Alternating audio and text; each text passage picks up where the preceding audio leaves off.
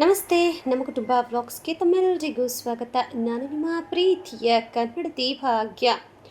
So ಇವತ್ತು ಒಂದು simple recipe ಜೊತೆಗೇ ವ್ಲಾಗ್ ಶುರು ಮಾಡ್ತಾ ಇದ್ದೀನಿ. ಮೊದಲನೇದಾಗಿ ಒಂದು ಮಿಕ್ಸಿ ಜಾರಿಗೆ ಹಸಿಮೆಣಸಿನ್ಕಾಯಿ, ಶುಂಠಿ, ಈರುಳ್ಳಿ, ಸ್ವಲ್ಪ ಹುಣಸೆ ಹಣ್ಣು, ಒಂದು ಸ್ವಲ್ಪ ಬೆಳ್ಳುಳ್ಳಿ, ಜೊತೆಗೆ ಖಾರದ ಪುಡಿ ಇವೆಲ್ಲವನ್ನು ಸೇರಿಸಿ ನುಣ್ಣಗೆ ರುಬ್ಕೋಬೇಕಾಗತ್ತೆ.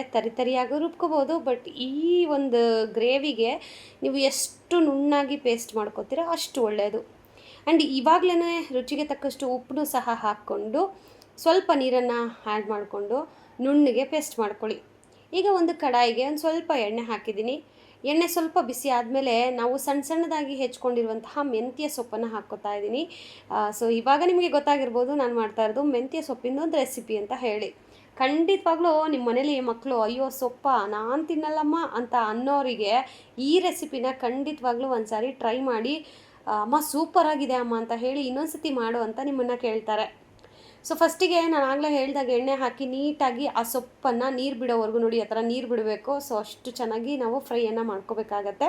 ಅದಾದಮೇಲೆ ಆ ಬಾಣಲಿಯಲ್ಲಿ ಫ್ರೈ ಮಾಡಿರುವಂತಹ ಆ ಅಷ್ಟು ಸೊಪ್ಪನ್ನು ಒಂದು ಪ್ಲೇಟಲ್ಲಿ ಟ್ರಾನ್ಸ್ಫರ್ ಮಾಡಿಕೊಂಡು ಈಗ ಅದೇ ಬಾಣಲಿಗೆ ಇನ್ನೊಂದು ಚೂರು ಎಣ್ಣೆ ಹಾಕಿಬಿಟ್ಟು ಜೊತೆಗೆ ಒಂದು ಸ್ವಲ್ಪ ಜೀರಿಗೆ, ಸಾಸಿವೆನೂ ಸಹ ಹಾಕ್ಕೊಳ್ಳಿ. ಸೊ ಸಾಸಿವೆ ಇರಲಿಲ್ಲ, ಹಾಗಾಗಿ ನಾನಿಲ್ಲಿ ಸ್ಕಿಪ್ ಮಾಡಿದ್ದೀನಿ. ಸಾಸಿವೆನೂ ಹಾಕ್ಕೊಳ್ಳಿ, ತುಂಬಾ ಚೆನ್ನಾಗಿರುತ್ತೆ.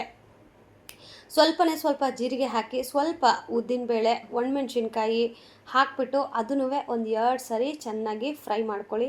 ಬಿಕಾಸ್ ಆ ಒಂದು ಉದ್ದಿನಬೇಳೆ ಇದೆಯಲ್ಲ ಸ್ವಲ್ಪ ಎಣ್ಣೆಲಿ ಫ್ರೈ ಆದಾಗ ಅದ್ರ ಘಮ ಬರುತ್ತೆ ಗೊತ್ತಾ, ಪರಿಮಳ. ಸೊ ಆ ಸ್ಮೆಲ್ ಬರೋವರೆಗೂ, ಘಮ ಬರೋವರೆಗೂ ಫ್ರೈ ಮಾಡ್ಕೋಬೇಕು. ಯೂಶ್ವಲಿ ನಾವು ಮೆಂತ್ಯ ಬಾತೆಲ್ಲ ಮಾಡ್ತಾ ಇರ್ತೀವಿ, ಬಟ್ ಮೆಂತ್ಯ ಸೊಪ್ಪು ಸ್ವಲ್ಪ ಕಹಿ ಇರುತ್ತೆ. ಸೊ ಹಾಗಾಗಿ ತಿನ್ನೋಕ್ಕೆ ಮುಖ ಮುರಿತಾರೆ. ಸೊ ಆ ಥರ ಟೈಮಲ್ಲಿ ನೀವು ಈ ಒಂದು ಸಣ್ಣ ಗ್ರೇವಿನ ಮಾಡಿ ತಿನ್ನಿಸಿದ್ದೆ ಆದರೆ ಖಂಡಿತವಾಗ್ಲೂ ನಿಮ್ಮ ಮನೇಲಿರೋರು ಎಲ್ಲರೂ ಮತ್ತೆ ಈ ರೆಸಿಪಿನ ಮಾಡಿಕೊಡು ಅಂತ ಕೇಳ್ತಾ ಇರ್ತಾರೆ. ಸೊ ಈಗ ಅದಷ್ಟು ಫ್ರೈ ಆದಮೇಲೆ ನಾವೇನು ರುಬ್ಬಿಟ್ಕೊಂಡಿದ್ವಲ್ಲ ಈರುಳ್ಳಿ ಪೇಸ್ಟ್ ಅದನ್ನು ಹಾಕಿ ಹಸಿ ವಾಸನೆ ಹೋಗೋವರೆಗೂ ಚೆನ್ನಾಗಿ ಫ್ರೈ ಮಾಡ್ಕೋಬೇಕು. ಆ ಈರುಳ್ಳಿದು ಘಮ ಬರುತ್ತೆ. ಸೊ ಆ ಘಮ ಬರೋವರೆಗೂ, ಎಣ್ಣೆ ಬಿಡೋವರೆಗೂ ನಾವು ಚೆನ್ನಾಗಿ ಫ್ರೈ ಮಾಡ್ಕೋಬೇಕು. ಸೊ ನೋಡಿದ್ರಲ್ಲ ಈ ರೀತಿ. ಸೊ ಇವಾಗ ನಾವು ಪ್ಲೇಟಲ್ಲಿ ಫ್ರೈ ಮಾಡಿ ಇಟ್ಟಿರ್ತಕ್ಕಂತಹ ಸೊಪ್ಪನ್ನು ಸಹ ಹಾಕ್ಕೋಬೇಕು. ನೀಟಾಗಿ ಈರುಳ್ಳಿ ಪೇಸ್ಟು ಮತ್ತು ಸೊಪ್ಪು ಎಲ್ಲನೂ ಮಿಕ್ಸ್ ಆಗೋ ರೀತಿ ನಾವು ಚೆನ್ನಾಗಿ ಮಿಕ್ಸ್ ಮಾಡ್ಕೋಬೇಕಾಗತ್ತೆ. ಯಾರು ಹೇಳಿದ್ದು ಇದು ಸೊಪ್ಪು ಹಾಕಿ ಮಾಡಿರೋದು ಅಂತ ಗೊತ್ತೇ ಆಗೋದಿಲ್ಲ. ಕಲ್ಲರ್ ನೋಡಿದ್ರೆ ಮಾತ್ರ ಗೊತ್ತಾಗುತ್ತೆ, ಬಟ್ ಇದು ಯಾವ ಸೊಪ್ಪಪ್ಪ ಅಂತ ಕಂಡಿಡಿಯೋಕ್ಕೂ ಆಗೋದಿಲ್ಲ ಮಕ್ಳ ಕೈಲಿ. ಖಂಡಿತವಾಗ್ಲೂ ನೀವು ಈ ರೆಸಿಪಿನ ಟ್ರೈ ಮಾಡಿ, ಓಕೆ. ಸೊ ಅದಾದಮೇಲೆ ಸ್ವಲ್ಪ ನೀರು, ಅಂದರೆ ಈ ಸೊಪ್ಪೆಲ್ಲ ಸ್ವಲ್ಪ ಬೇಯಬೇಕು. ನಾವು ಫ್ರೈ ಮಾಡಿರ್ತೀವಿ, ಬಟ್ ಸ್ಟಿಲ್ ಇನ್ನೊಂದು ಚೂರು ಬೇಯಬೇಕು. ಸೊ ಅದಕ್ಕೇ ಸ್ವಲ್ಪ ನೀರು ಹಾಕಿ ಲಿಡ್ಡನ್ನು ಕ್ಲೋಸ್ ಮಾಡಿ ಒಂದು 2ರಿಂದ 3 ನಿಮಿಷ ಚೆನ್ನಾಗಿ ಬೇಯಿಸಿದ್ರೆ ಗ್ರೇವಿ ರೆಡಿ ಆಗುತ್ತೆ. ಸೊ ಗ್ರೇವಿನೂ ಅಷ್ಟೇ ನಿಮ್ಮ ಅದಕ್ಕೆ, ಅಂದರೆ ಗಟ್ಟಿ ಬೇಕಾ, ತೆಳು ಬೇಕಾ, ಯಾವ ಥರನಾದರೂ ಮಾಡ್ಕೋಬಹುದು. ನಾನಿಲ್ಲಿ ಮುದ್ದೆಗೆ ಮಾಡ್ಕೋತಾ ಇರೋದ್ರಿಂದ ಒಂದು ಸ್ವಲ್ಪ ಮೀಡಿಯಮ್ ಕನ್ಸಿಸ್ಟಲ್ಲಿ ನಾನು ಇಡ್ತೀನಿ. ನಿಮಗೆ ಚಪಾತಿ, ರೋಟಿಗೆಲ್ಲ ಇದೇ ಥರ ಚೆನ್ನಾಗಿರುತ್ತೆ. ಇದಕ್ಕೆ ನೀರೇನು ಹಾಕಬೇಡಿ. ನಾನು ಸ್ವಲ್ಪ ನೀರನ್ನು ಹಾಕ್ಕೊಳ್ತೀನಿ. ಆಮೇಲೆ ಮುದ್ದೆಗೂ ಕಾಂಬಿನೇಷನ್ ಅಲ್ವಾ, ಅದಕ್ಕೆ ಅಂತ ಹೇಳಿ. ಆ್ಯಂಡ್ ಇನ್ನು ನೀರೆಲ್ಲ ಹಾಕೋಕ್ಕಿಂತ ಮುಂಚೆನೇ ಒಂದು ಸ್ವಲ್ಪ ಅರಿಶಿನನೂ ಹಾಕ್ಬಿಡಿ, ನಾನು ಮರ್ತೋಯ್ತು ಹೇಳೋದು. ಸ್ವಲ್ಪ ಅರಿಶಿನನೂ ಹಾಕ್ಬಿಡಿ. ಆಮೇಲೆ ಟೇಸ್ಟು ನೋಡಿ, ರುಚಿಗೆ ತಕ್ಕಷ್ಟು ಉಪ್ಪನ್ನು ಸಹ ಹಾಕ್ಕೊಬಿಡಿ. ಬಿಕಾಸ್ ನಾವು ರುಬ್ಬಕ್ಕೆ ಹಾಕಿದ್ದೀವಿ, ಸೊಪ್ಪಿಗೆ ಉಪ್ಪು ಹಾಕಿಲ್ಲ. ಸೊ ಹಾಗಾಗಿ ಇದೆಲ್ಲ ಫ್ರೈ ಆಗುತ್ತಲ್ವ ಚೆನ್ನಾಗಿ, ಆವಾಗ ಒಂದು ಸ್ವಲ್ಪ ಉಪ್ಪನ್ನು ಹಾಕಿ ಕನ್ಸಿಸ್ಟೆನ್ಸಿ ನೋಡಿಕೊಂಡು ನೀರನ್ನು ಹಾಕ್ಕೊಂಡು ಚೆನ್ನಾಗಿ ಕುದಿಸ್ಕೊಂಡ್ರೆ ನಮ್ಮ ಮೆಂತ್ಯ ಗ್ರೇವಿ ರೆಡಿಯಾಗತ್ತೆ. ಮುದ್ದೆ, ಚಪಾತಿ, ಅನ್ನ, ಪೂರಿ, ದೋಸೆ ಎಲ್ಲದಕ್ಕೂ ಕಾಂಬಿನೇಷನ್ ಅಲ್ಟಿಮೇಟ್ ಆಗಿರುತ್ತೆ. ಖಂಡಿತವಾಗ್ಲೂ ನೀವು ಟ್ರೈ ಮಾಡಿ ನೋಡಿ ಎಷ್ಟು ಚೆನ್ನಾಗಾಗಿದೆ. ಸೊ ನಾನಂತೂ ಮುದ್ದೆ ಜೊತೆಗೆ ಸರ್ವ್ ಮಾಡಿಕೊಂಡೆ. ಚಪಾತಿ ಇದ್ದಿದ್ದರೆ ಇನ್ನೂ ಸಕ್ಕತ್ತಾಗಿರೋದು. ಇನ್ನು ಚಪಾತಿ ಯಾರು ಮಾಡ್ತಾರೆ, ಆ್ಯಕ್ಚುಲಿ ನಮ್ಮ ಮನೇಲಿ ನೈಟ್ ಟೈಮ್ಸು ಮುದ್ದೆ ಕಂಪಲ್ಸರಿ ಇರಬೇಕು ನಮ್ಮ ಯಜಮಾನ್ರಿಗೆ. ಸಮ್ಟೈಮ್ಸ್ ಚಪಾತಿ ಆದರೂ ಓಕೆ, ಬಟ್ ನಂಗೆ ಚಪಾತಿ ಮಾಡೋಷ್ಟು ಪೇಷನ್ಸ್ ಇರಲಿಲ್ಲ, ಅದಕ್ಕೇ ಮುದ್ದೆ ಮಾಡಿಬಿಟ್ಟೆ. ಬಟ್ ಇದ್ರ ಕಾಂಬಿನೇಷನು ಅಷ್ಟೇ ತುಂಬ ಚೆನ್ನಾಗಿತ್ತು. ಮಸ್ಟ್ ಟ್ರೈ ರೆಸಿಪಿಗಳಲ್ಲಿ ಯಾವುದಾದ್ರೂ ಒಂದು ಅಂತಂದರೆ ಇದನ್ನು ನಾನು ಆ್ಯಡ್ ಮಾಡೋಕ್ಕೆ ಇಷ್ಟಪಡ್ತೀನಿ. ಖಂಡಿತವಾಗ್ಲೂ ನೀವು ಒಂದು ಸಾರಿ ಟ್ರೈ ಮಾಡಿ ಕಳೆದೋಗ್ತೀರಾ, ಓಕೆ. ಸೊ ಇದು ಮಂಡೇ ವಿಡಿಯೋ, ನಾನು ಮಂಡೇ ಈ ವಿಡಿಯೋನ ಶೂಟ್ ಮಾಡಿದ್ದು. ಸೊ ಅದಾದಮೇಲೆ ನಾನು ಯಾವುದೇ ಥರದ ವ್ಲಾಗ್ ಶೂಟ್ ಮಾಡೋಕ್ಕಾಗಲಿಲ್ಲ. ಸೊ ಹಾಗಾಗಿ ನಾನು 2 ಡೇಸ್ ವಿಡಿಯೋನ ಇದೇ ವ್ಲಾಗಲ್ಲಿ ಅಪ್ಲೋಡ್ ಮಾಡ್ತೀನಿ. ಅಂದರೆ ಇವತ್ತಿನ ವಿಡಿಯೋ ಸೋಮವಾರದ್ದು ಮತ್ತು ಮಂಗಳವಾರದ್ದು 2 ದಿನದ್ದು ನಾನು ಈ ವಿಡಿಯೋದಲ್ಲಿ ಆ್ಯಡ್ ಮಾಡಿ ವಿಡಿಯೋನ ಶೇರ್ ಮಾಡ್ತಾಯಿದ್ದೀನಿ. ಬರ್ತಾ ರಾಯರ ಕುದುರೆ ಕತ್ತೆ ಆಯಿತು ಅಂತ ಕೇಳಿದ್ದೀರ ಗಾದೆ, ಅದೇ ಥರ ನನಗೂ ಬರ್ತಾ ಯಾಕೋ ವಿಡಿಯೋ ಮಾಡೋಕ್ಕೇ ಇಂಟ್ರೆಸ್ಟ್ ಇಲ್ಲ. ವ್ಲಾಗ್ ಹಾಕೋಕ್ಕೆ ಇಂಟ್ರೆಸ್ಟ್ ಇಲ್ಲ, ಯಾಕೆ ಗೊತ್ತಿಲ್ಲ. ಮೋಸ್ಟ್ಲಿ ಈಗ ಮಳೆಗಾಲ ಅಲ್ವಾ, ಸ್ವಲ್ಪ ಚಳಿಗೆ ಮೈಂಡ್ ವರ್ಕ್ ಆಗ್ತಾ ಇಲ್ಲ ಅನಿಸುತ್ತೆ. ಆ್ಯಂಡ್ ಇನ್ನು ಬೇಗ ಬೇಗ ಊಟನೂ ಮುಗಿಸ್ಕೊಂಡ್ವಿ. ಅದಾದಮೇಲೆ ಇಲ್ಲಿ ಮೆಹಂದಿ ಹಾಕೋತಾ ಇದ್ದೀನಿ. ಸೊ ಆಷಾಢದಲ್ಲಿ ಗೋರಂಟಿ ಹಾಕ್ಕೋಬೇಕಂತೆ ಹೆಣ್ಮಕ್ಳು, ತುಂಬ ಒಳ್ಳೆಯದು. ಈ ಆಂಧ್ರದಲ್ಲೆಲ್ಲ ಜಾಸ್ತಿ ಹಾಕ್ಕೋತಾರೆ, ಕಾಲಿಗೆ ತಲೆಗೆ ಎಲ್ಲ ಹಾಕ್ಕೋತಾರೆ. ಬಟ್ ನಮ್ಗೆ ಆ ಥರ ಎಲ್ಲ ರೂಢಿ ಇಲ್ಲ. ಬಟ್ ಸ್ಟಿಲ್ ಈ ಥರ ಸೊಪ್ಪು ತಂದು ಅದನ್ನು ಮಿಕ್ಸಿಗೆ ಹಾಕಿ ಕೈಗೆ ಹಾಕ್ಕೊಳ್ಳೋದ್ರಲ್ಲಿ ಖುಷಿನೇ ಬೇರೆ. ಯಾಕೋ ಗೊತ್ತಿಲ್ಲ, ಹಾಕ್ಕೋಬೇಕು ಅಂತ ಅನ್ನಿಸ್ತಾ ಇತ್ತು. ಸೊ ಹಾಗಾಗಿ ಸಂಧ್ಯಾಕ್ಕಂಗೆ ಕೇಳಿದೆ ನಾನು, ಅಕ್ಕ ಪಾಪ ಹೋಗಿ ಅಲ್ಲೆಲ್ಲ ಅಂದರೆ ಅವ್ರ ಊರಿಂದ ಸೊಪ್ಪು ತಂದಿದ್ರಂತೆ. ಸೊ ಸೊಪ್ಪಿಸ್ಕೊಂಡು ಪಾಪ ರುಬ್ಬಿ ಎತ್ಕೊಂಬಂದು ಕೊಟ್ಟರು. ಅಕ್ಕಂಗೆ ಫಸ್ಟ್ ಹಾಕ್ತೆ. ಈಗ ನನ್ನ ಕೈಯಲ್ಲಿ ನೀವು ಕಲರ್ ನೋಡಿದ್ರಲ್ಲ, ಅದು ಸಂಧ್ಯಾಕ್ಕನಿಗೆ ಹಾಕಿಬಿಟ್ಟು ಅದಾದಮೇಲೆ ನಾನಿಲ್ಲಿ ಹಾಕ್ಕೋತಾ ಇದ್ದೀನಿ. ನನಗೆ ಹಾಗೆ ಚುಕ್ಕಿ ಇಟ್ಕೊಳ್ಳೋಕೆ ಯಾಕೋ ಬೇಜಾರು ಅನಿಸ್ತು.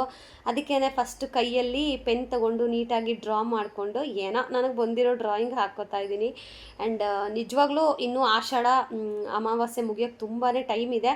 ಖಂಡಿತವಾಗ್ಲೂ ನನ್ನನ್ನು ಕೇಳಿದ್ರೆ ಪ್ರತಿಯೊಬ್ಬ ಹೆಣ್ಮಕ್ಳು ಈ ನಾರ್ಮಲ್ ಅಂಗಡೀಲಿ ಸಿಗುತ್ತಲ್ಲ ಕೋನು, ಅದಲ್ಲದೆ ಈ ಥರ ಸೊಪ್ಪು ಸಿಗುತ್ತೆ, ಆನ್ಲೈನಲ್ಲೂ ಸಿಗುತ್ತೆ. ಸೊ ತಗೊಂಡು ರುಬ್ಬಿ ನೀವು ಕೈಗೆ ಹಾಕ್ಕೊಳ್ಳಿ. ಆಷಾಢದಲ್ಲಿ ವಿಶೇಷವಾಗಿ ಹೆಣ್ಮಕ್ಳು ಇದನ್ನು ಹಾಕ್ಕೊಳ್ಳೋದ್ರಿಂದ ಆ ಪಾರ್ವತಿ ಆಶೀರ್ವಾದ, ಮಹಾಲಕ್ಷ್ಮಿ ಆಶೀರ್ವಾದನೂ ಇರುತ್ತೆ. ಹೆಣ್ಮಕ್ಳಿಗೂ ಮನೆ ತುಂಬ ಮೆಹಂದಿ ಹಾಕ್ಕೊಂಡು ಗೆಜ್ಜೆ ಹಾಕ್ಕೊಂಡು ಸುತ್ತಾ ಇದ್ದರೆ ಆ ಮಹಾಲಕ್ಷ್ಮಿನೇ ನಮ್ಮ ಮನೆಗೆ ಬಂದಾಗೆ ಅನ್ನಿಸುತ್ತೆ.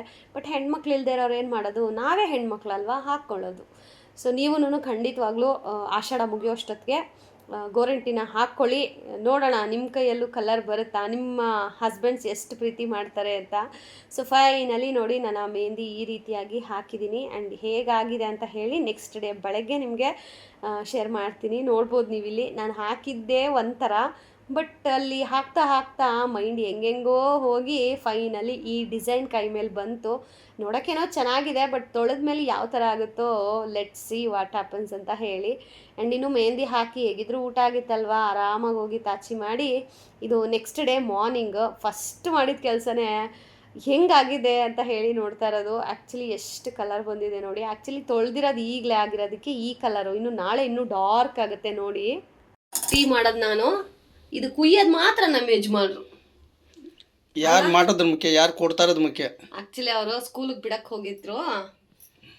ಸೊ ನಾನು ಟೀ ಮಾಡಿದೆ, ಕುಡಿಬೇಕು ನೋಡಿ. ಇನ್ನೂ ಬ್ಯಾಟರ್ ಇದೆ, ತೋರಿಸ್ತೀನಿ ನೋಡಿ.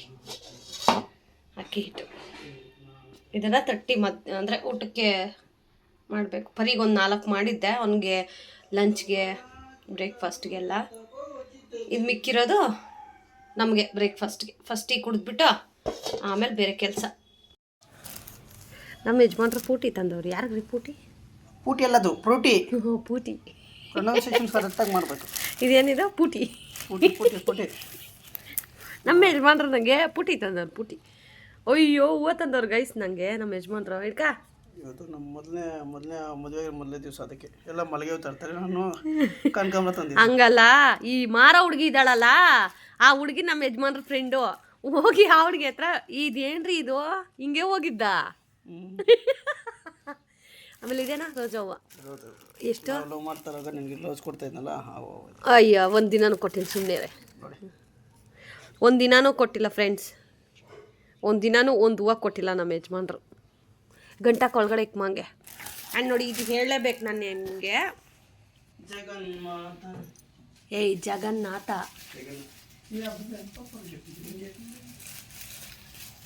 ನೋಡಿ ಫ್ರೆಂಡ್ಸ್, ಈ ಬುಕ್ ಏನಕ್ಕೆ ತರಿಸಿದ್ದೀನಿ ಗೊತ್ತಾ? ಸೊ ನಾನಿರಲ್ಲ ಇವಾಗ. ಸೊ ನೆಕ್ಸ್ಟ್ ವೀಕ್ ನನ್ನ ಮಗನಿಗೆ ಟೆಸ್ಟ್ ಇದೆ, ಅಂದರೆ ಈ ಜ್ಞಾನ ದರ್ಶನ ಅಂತ ಈವೆಂಟು. ಆ ಈವೆಂಟ್ಗೆ ಇದರಲ್ಲಿ ಕ್ವಶನ್ ಆ್ಯಂಡ್ ಆನ್ಸರ್ಸ್ ಎಲ್ಲ ನಾನು ಬರೆದ್ರೆ ನನ್ನ ಮಗ ಅದನ್ನು ಓದ್ಕೊಂಡು ಎಕ್ಸಾಮ್ ಅಟೆಂಡ್ ಆಗತ್ತೆ. ನೋಡಿ, ತಾಯಿಯ ಜವಾಬ್ದಾರಿ ಎಲ್ಲೋದ್ರೂ ನಾವು ಕಂಪ್ಲೀಟ್ ಮಾಡಲೇಬೇಕು. ಏನಂತೀರಾ ಅಲ್ವಾ? ಆ್ಯಂಡ್ ನನ್ನ ಮೆಹಂದಿ ನೋಡಿ ಗೈಸ್, ನಮ್ಮ ಯಜಮಾನ್ರು ನನ್ನ ಅಷ್ಟು ಇಷ್ಟಪಡ್ತಾರೆ ಅಂತ ಈ ಕೈಗೂ ಆಗಿದೆ. ಆ್ಯಂಡ್ ಈ ಕೈ ನೋಡಿ ಎಷ್ಟು ಚೆನ್ನಾಗಿದೆ ಅಂತ. ವಾವ್ ಅಲ್ವಾ? ಸೂಪರಾಗಿದೆ. ಏನೋ ಡಿಸೈನ್ ಹಾಕಕ್ಕೆ ಹೋದೆ, ಏನೋ ಆಯಿತು, ಸದ್ಯಕ್ಕೆ ಒಂದು ಡಿಸೈನ್ ಬಂತು ಅಷ್ಟೇ ಕತೆ. ಆ್ಯಂಡ್ ಇನ್ನು ಟಿಫನ್ಗೆ ಏನು ಮಾಡಿದ್ದೆ ಗೊತ್ತಾ? ರೊಟ್ಟಿ ಮಾಡಿ ಚಟ್ನಿ ಮಾಡಿದ್ದೆ, ತೋರಿಸ್ತೀನಿ ಬನ್ನಿ. ಇಲ್ಲಿ ನೋಡಿ, ರೊಟ್ಟಿ ಆ್ಯಂಡ್ ಚಟ್ನಿ, ಇದು ಇವತ್ತಿನ ನಮ್ಮ ಟಿಫನ್. ಇನ್ನು ಇದು ಆಫ್ಟರ್ನೂನು. ಸೊ ರಾತ್ರಿ ಸ್ವಲ್ಪ ಗ್ರೇವಿ ಇತ್ತು, ಅದ್ರ ಜೊತೆಗೆ ವೈಟ್ ರೈಸ್ ಮಾಡಿಕೊಂಡೆ. ಆಮೇಲೆ ಹಾಗಲಕಾಯಿ ಗೊಜ್ಜು ಸಹ ಮಾಡಿದ್ದೆ. ಸೊ ಮಧ್ಯಾಹ್ನ ಊಟ ಮಾಡಿ ತಾಚಿ ಮಾಡಿದ್ದಷ್ಟೇ. ಈ ವ್ಲಾಗ್ನು ಸಹ ಎಂಡ್ ಮಾಡ್ತೀನಿ. ವಿಡಿಯೋ ಇಷ್ಟ ಆದರೆ ಲೈಕ್ ಮಾಡಿ, ಶೇರ್ ಮಾಡಿ, ಸಬ್ಸ್ಕ್ರೈಬ್ ಆಗಿ. Lots of love. Bye bye.